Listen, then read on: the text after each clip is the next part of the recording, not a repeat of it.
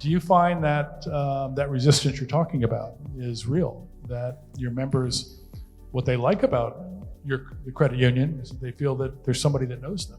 Yeah, and I think that's also going to evolve with AI as well. When AI starts learning our members and their habits, and it's being a lot smarter on and recognizing what their needs might be to save them money, whether if it's lowering a rate on a car refinance or doing a balance transfer on a credit card. But I think the technology is actually going to allow the smaller institutions to compete on a more even ground with the larger institutions. I mean, having a 24-hour 7 contact center was going to be quite a burden on a smaller institution because you're having to pay staff overnight and make sure that the department stays staffed.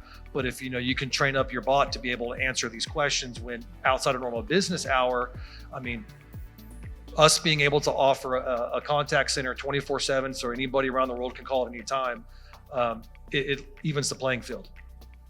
Cobus, would you agree with that? Yeah, definitely. Also, just to add what Nolan said is, I think there's also an aspect when it comes to adoption. If a company is a digital native company, adoption in those companies, I think it's much easier than maybe traditional companies. And then just to add to AI adoption, I was speaking to the AI director of a bank recently, and they took all the Gen AI tools away from their employees, like you mentioned.